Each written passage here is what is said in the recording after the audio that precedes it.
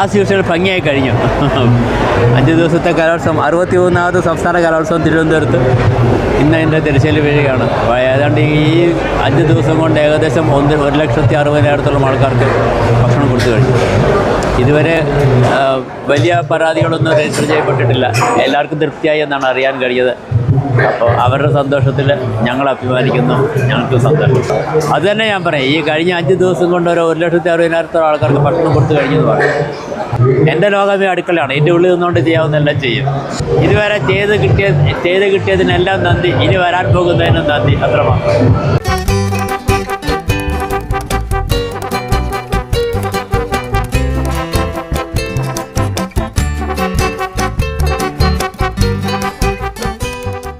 ഇന്നിപ്പോൾ 5ാം ദിവസമാണ്. ഒരു ദിവസം ഏതാണ്ട് 30,000-ഓളം ആളുകൾക്ക് 3 നേരമായിട്ട് നമ്മൾ ഭക്ഷണം വിതരണം ചെയ്യുന്നുണ്ട്. കുറ്റമറ്റ തരത്തിൽ ഭക്ഷണം കൊടുക്കാൻ സാധിച്ചിട്ടുണ്ടെന്നാണ് എൻ്റെ വിശ്വാസം. നല്ല ഭക്ഷണം, ഹൈജീനിക്കായിട്ടുള്ള ഭക്ഷണം, ശുചിത്വത്തോടു കൂടി ഉണ്ടാക്കുന്ന ഭക്ഷണം, അത് വളരെ സന്തോഷത്തോടു കൂടി അധ്യാപകരും കുട്ടികളും ചേർന്ന് വരുന്ന ആളുകൾക്ക് വിതരണം ചെയ്യുകയാണ്. 10,000-കണക്കിന് ആളുകളാണ് ഓരോ നേരവും ഭക്ഷണം കഴിക്കുന്നതിന് വേണ്ടിയിട്ട് എത്തിച്ചേരുന്നത്. ഏതായാലും ഈ ഊട്ടുപുര വളരെ സമർത്ഥമായിട്ട് മുന്നോട്ട് പോകുന്നുണ്ട്. ഊട്ടുപുരയോടൊപ്പം തന്നെ സർഗ്ഗവേദി അതിൻ്റെ പ്രവർത്തനം നടത്തുന്നുണ്ട്.